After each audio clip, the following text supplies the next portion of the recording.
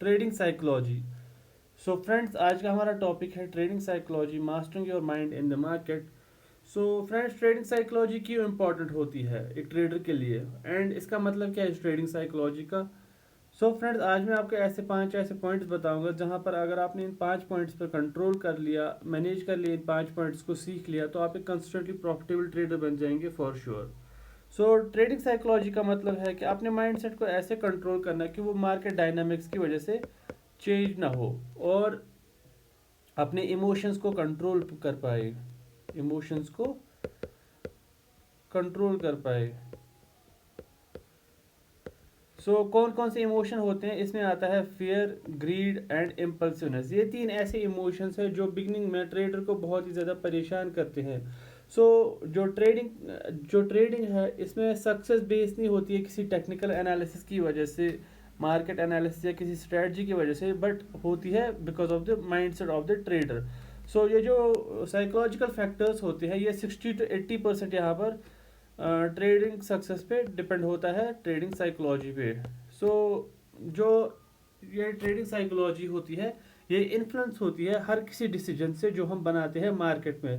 Even जो most experienced traders होते हैं वो भी इमोशनल चैलेंज फेस करते हैं मार्केट में, बिकॉज मार्केट एक ऐसी चीज़ है, हम इस पर इमोशंस को तो कंट्रोल कर सकते हैं, लेकिन हम इनको मैनेज कर सकते हैं, लेकिन हम इनको एलिमिनेट नहीं कर सकते, क्योंकि इमोशंस आर द थिंग जिसकी वजह से हम ह्यूमन बीइंग है। हमें अपने इमोशंस को एलिमिनेट नहीं करना है, बल्कि मैनेज करना है। फ्रेंड्स, आगे बढ़ने से पहले एक इम्पॉर्टेंट नोटिस, मैंने एक टेलीग्राम चैनल ओपन किया है जहाँ पर मैं ट्रेडिंग एनालिसिस शेयर किया करूँगा, एंड जो भी स्टडी मटेरियल रहेगा वो इसी में रहा करेगा। कल से मैं स्टार्ट करने जा रहा हूँ फॉरेक्स कोर्स 3 महीने का, जो हम 3 महीने में कंप्लीट करेंगे फ्रॉम बेसिक टू एडवांस। उसके सारे नोट्स कुछ भी होगा उसका वो इसी में मिल जाएगा, प्रैक्टिस चार्ट्स सब इसी में मिल जाएगा। आप इसको सब्सक्राइब करिए, लिंक आपको डिस्क्रिप्शन में मिल जाएगी। एंड आपको यूट्यूब चैनल प्लीज़ सब्सक्राइब करिए and help me reach 1000 subscribers. जो पहला पॉइंट है वो है डिसिप्लिन एंड पेशेंस आर की। इसका मतलब क्या है, डिसिप्लिन एंड पेशेंस ही चाबी है हमारी ट्रेडिंग में सक्सेस की। इसमें क्या क्या इंक्लूड होता है, पहली चीज़ जो इसमें इंक्लूड होती है वो है स्टिक टू योर प्लान। अपने जो प्लान बनाया है उस पर हमें कायम रहना है, इस पर हमें डेली अपना प्रोग्रेस दिखाना है without any failure.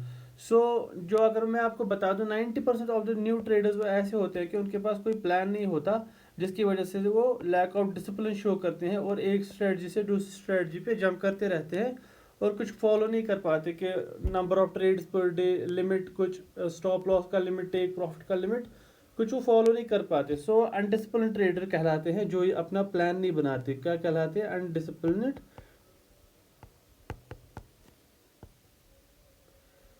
Undisciplined trader. और जो दूसरा है wait for the right moment, तो ये पेशेंस कैटेगरी में आता है। आपको अगर मैं बता दूं, patience is the virtue of trading. Wait for high probability setups, हमें अपने हाई प्रोबेबिलिटी सेटअप्स के लिए वेट करना है, ऐसे ही फोमो में नहीं आना है। अगर आप देखेंगे, FOMO fear of missing out कहते हैं इसे, जो ऑफन होती है, लाइक जो डिराइव होती है by emotions and lead to poor outcome. जो फोमो में आता है कि नहीं नहीं ट्रेड में घुसना है, ये निकल जाएगा, कुछ होगा उधर होगा, अपने प्रॉपर सेटअप का वेट नहीं करता, वो हमें एक पुअर आउटकम की तरह ले जाता है। अगर हम एक प्रॉपर सेटअप को फॉलो करेंगे, we are increasing the chances of our success and decreasing chances of our risk. ये दो चीज़ें बहुत ही ज़्यादा इंपॉर्टेंट है, अपने प्लान की तरफ स्टिक करना, प्लान पे स्टिक करना, और दूसरा एक high opportunity high probability setups पे ट्रेड करना, वेट करना for the right movement, wait for right moment. ये दो चीज़ें हैं। जो दूसरा पॉइंट है, कंट्रोल योर इमोशन। इमोशन में क्या क्या आता है? Fear and greed. Fear and greed क्यों आता है एक ट्रेडर को? फॉर एग्जांपल, मैंने एक ट्रेड लिया है एंड वो प्रॉफिट में जा रहा है, और लाइक फ्लक्चुएशंस होती रहती है, तो मुझे लग रहा है नहीं नहीं ये मेरा प्रॉफिट चला जाएगा, मैं निकाल देता हूँ। प्रीमैच्योर एग्जिट कर देते हैं लोग, तो डर जाते हैं क्योंकि प्रॉफिट चला जाएगा, इस वजह से प्रीमैच्योर एग्जिट कर देते हैं। क्या होता है? Premature exit. एंड दूसरा चीज़ क्या होता है? डर। फॉर एग्जांपल, आपका स्टॉप लॉस कुछ लेवल है, वो हिट हो गया, लेकिन आप अपने स्टॉप लॉस को नीचे नीचे पुश करते जा रहे हो, क्योंकि आप डर रहे हो लॉस एक्सेप्ट करने से, एंड आप चाहते हो कि नहीं नहीं, इस होप में रहते हो कि नहीं ये ऊपर जाएगा मेरी डायरेक्शन में। सो जहाँ पर फिर आपको $10 का लॉस देना होता है, वहाँ पर आप $25 का लॉस दे बैठते हो। तो ये होता है फियर, कि हम डरते हैं लॉस एक्सेप्ट करने से, प्रॉफिट को, लाइक हमारा रिस्क टू रिवॉर्ड रेशियो खराब हो जाता है, क्योंकि हम प्रीमेच्योर एग्जिट करते हैं, लगता है कि हमारा प्रॉफिट चला जाएगा। एंड दूसरा है ग्रीड। ग्रीड क्या है? ग्रीड ये है कि फॉर एग्जांपल मेरा कुछ लेवल है, तो मैं वेट कर रहा हूँ उस चीज़ का, एंड मेरा हिट हो गया 1:2, फॉर एग्जांपल मेरे प्लान में है 1:2। एंड एज अ बिगनर मैं यही सजेस्ट करूँगा कि पहले 2-3 महीने आप 1:2 पे काम करो। सो 1:2 हिट हो गया, लेकिन आप अभी भी होल्ड करके हो, या अपने ओवर लेवरेज कर रहे हो अपनी पोजीशन को, एक ही बार में आपको बड़ा प्रॉफिट चाहिए। जो मेरे से गलती होती थी मेरे बिगनिंग स्टेज में, ओवर लेवरेज कर देता मैं पोजीशन, और hold lose trades for too long hoping for them to turn around, that rarely comes. So both emotion cloud judgment. So इसमें ये होता है कि हमें लालच आ जाती है कि नहीं, मुझे अपना प्रॉफिट बड़ा करना है, पार्शल एग्जिट्स नहीं कर रहे होते हैं। सो इन चीज़ों से बचने के लिए ये होता है, मैं आपको बता देता हूँ, यहाँ पर मैंने लिखा है emotional decisions are primary reason why approximately 80% of retail traders lose money. So 80% of the retail traders lose money because of emotional decisions. इनसे बचने के लिए प्रैक्टिस करिए आप emotional detachment by predefining your rules and sticking to them without hesitation. So इनसे बचने के लिए आपको प्रीडिफाइन करने पड़ेंगे रूल। 1:2 आपको रिस्क टू रिवॉर्ड लेना है तो लेना है, फिर कुछ भी हो जाए आपको एग्जिट नहीं करना है। सो ये बात है, ये दोनों इंटरलिंक्ड है। फॉर एग्जांपल ऊपर वाले पॉइंट था हमें कि stick to your plan, and इस वाले में है कि हम इनसे बच सकते हैं by predefining our rules. So interconnected है, so we have to go with that. And जो तीसरा चीज़ है जो है, मैं अभी बात कर रहा, मैं आपको बता रहा था कि ये सब इंटरकनेक्टेड है।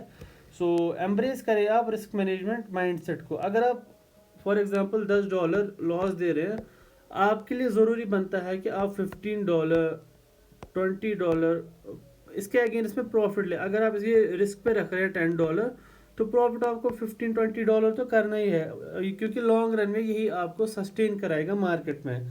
अब रिस्क मैनेजमेंट का क्या मतलब है? इसका दूसरा मतलब भी है। आपको फॉर एग्जांपल आपके पास $1000 है, सो आपको ट्रेड लेना है, आपको पर ट्रेड $10 to $20 रिस्क लेना है, आपको कोई बड़ा रिस्क नहीं लेना है। फॉर एग्जांपल मैं आपको बता दूं, आपका $10 पहले वाले में लॉस चला गया, दूसरे वाले में भी $10 लॉस चला गया, लेकिन आपका यहाँ पर रिस्क मैनेजमेंट 1:2 है, और तीसरा वाला आपका प्रॉफिट हो गया $20। So after 3 trades you are break even. So ये चीज़ रहेगा आपका। सो बाकी रहती है बुकिश थिंग है, आप एक रेंज में चल सकते हैं। फॉर एग्जाम्पल $10 to $15 आपको लॉस देना है पर ट्रेड, उसमें से आपको $20 to $25 प्रॉफिट करना है पर ट्रेड। सो इस वजह से आप एक लॉन्ग टर्म में प्रॉफिटेबल रहेंगे और आपका कैपिटल भी ग्रो होता जाएगा। फॉर एग्जांपल अगर आपने बड़ा ट्रेड ले लिया, फॉर एग्जांपल आपने $50 का लॉस कर दिया, $25 का, ये 25% का रिस्क लेकर। सो अब आपका कैपिटल लॉस हो गया 50%। सो अब आपको जो रिमेनिंग कैपिटल है उससे आपको 100% गेन्स चाहिए टू रिकवर, टू मतलब ब्रेक इवन आने के लिए। सो बहुत ही चैलेंजिंग टास्क होता है। सो आपको अपनी कैपिटल प्रिजर्वेशन पे फोकस करना है, जो ट्रेडिंग का बहुत ही ज़्यादा इम्पोर्टेंट पार्ट है। अपनी प्रॉफिट्स को चेज करने से ज़्यादा पहले आपको अपनी कैपिटल प्रिजर्व करनी है। स्मॉल और कंट्रोल्ड लॉस लीजिए, और उतना ही लॉस लीजिए जितना आप ये कर सकते हैं, क्या मैनेज कर सकते हैं। सो हमें यहाँ पर बिजनेस करना है, हम यहाँ पर गैम्बलिंग करने नहीं आए, नो गैम्बलिंग, ओके। सो गैम्बलिंग नहीं करने आए, यहाँ पर बिजनेस करने आए हैं। सो हमें अपना रिस्क मेंटेन करना है, 1% to 2% हमें रिस्क लेना है। अब आपका जितना भी कैपेबिलिटी हो आप उस हिसाब से देख सकते हैं। एंड जो चौथा पॉइंट है, learn from mistakes with humility. So जो आप मिस्टेक्स करते हो उनको आप याद कैसे रखोगे? By doing journaling. आपको जर्नलिंग करनी है, आपको जर्नलिंग करती रहनी है। अगर आपके पास फॉर एग्जांपल 100 ट्रेड्स का डेटा आ गया, जिसमें आपके पास फॉर एग्जाम्पल 50-50 चलते हैं, 50 विन्स है, 50 लॉसेस है। सो आपके पास 50 ऐसा डेटा आ गया जब आपकी एज ने काम किया है, एंड 50 ऐसा आ गया है जब आपकी एज ने आपको लूज कराया है। सो आप इसको स्टडी करके और इसको स्टडी करके अपना विन रेशियो बढ़ा सकते हो। फॉर एग्जांपल 55 करा सकते हो कि आपको पता चल जाए कि यहाँ पर ऐसे मेरा सेटअप काम नहीं कर रहा है, जब ऐसा पैटर्न बन रहा है, जब ऐसा कुछ हो रहा है, तो आप इससे अपनी विन रेशियो बढ़ा सकते हो, जिससे आप फॉर एग्जांपल आपका गेन ज़्यादा होगा, आपकी प्रॉफिटेबिलिटी ज़्यादा अच्छी होगी। फॉर एग्जांपल पहले एक ट्रेडर होता है, वो 3 स्टेज से जाता है एक बिगनर ट्रेडर। फॉर एग्जांपल पहले होता है लॉस मेकिंग स्टेज, फिर उसके बाद आता है वो कॉस्ट टू कॉस्ट, उसके बाद आता है वो प्रॉफिट में, लेकिन प्रॉफिट स्मॉल होता है। फिर इसी प्रॉफिट स्मॉल में फॉर एग्जाम्पल पहले वो निकाल रहा है 8% रिटर्न पर मंथ। सो अब वो जब वो जर्नलिंग स्टडी करता है तो उससे क्या होता है, वो ये 8% को वो 16-20% तक ले जा सकता है। सो इसलिए जर्नलिंग इम्पॉर्टेंट है। या लॉस मेकिंग स्टेज से cost to cost making stage तक आने के लिए भी हमें जर्नलिंग बहुत ही ज़्यादा इम्पॉर्टेंट होती है, जहाँ पर हमें ये पता चलता है कि हम ओवर ट्रेड क्यों करते हैं, किन इमोशंस में हम होते हैं। अगर हमें हमें हमारी इमोशंस पता चल गई, हमारा जो ड्रॉबैक है ट्रेडिंग में, जो इमोशंस वो पता चल गई, हम उनको मैनेज कर सकते हैं अच्छे से। सो यही है कि learn from your mistakes. And जो 5वां है, build unwavering confidence and self belief. For example मैं आपको पहले ही बता रहा था, सारा इंटरकनेक्टेड है, ये सारे पॉइंट्स आपको लेके चलना होगा। आप फॉर एग्जांपल एक प्लान बना रहे हो, अब आपने प्लान बनाया, बट आपको उस प्लान पे ट्रस्ट भी करना है कि नो, ये प्लान मुझे सक्सेसफुल बना देगा ट्रेडिंग में, तभी आप उस चीज़ को फॉलो कर पाओगे।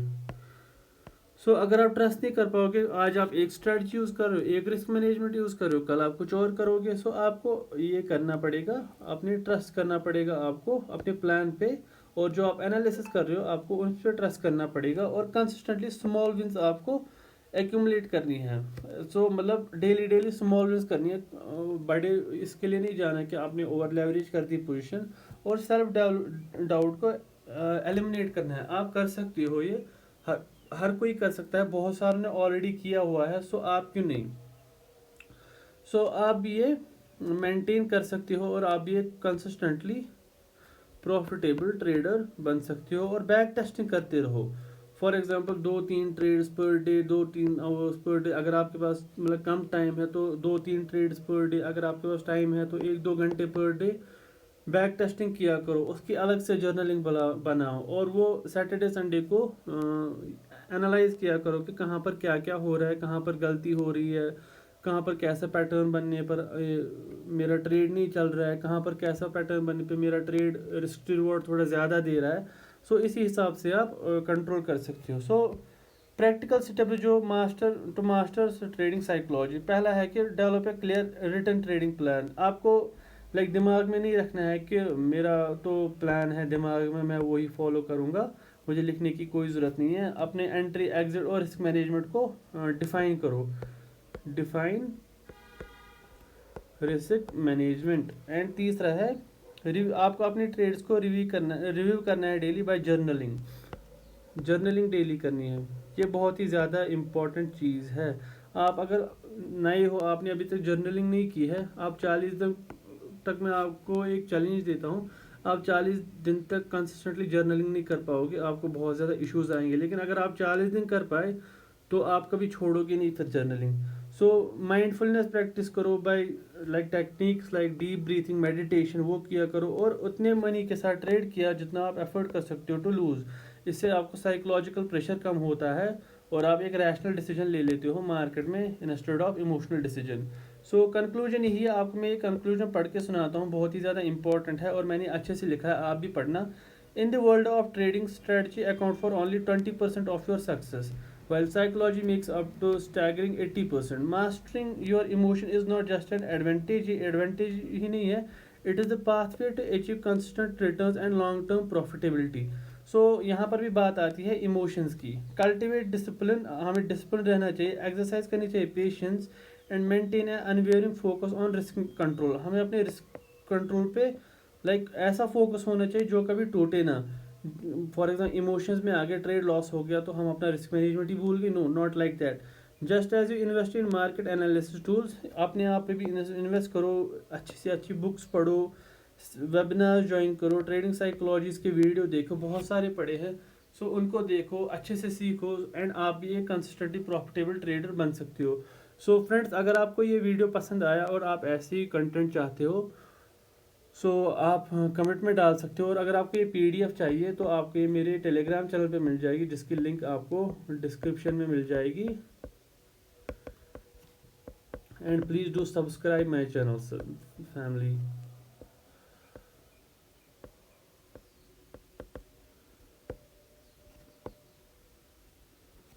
So thank you friend.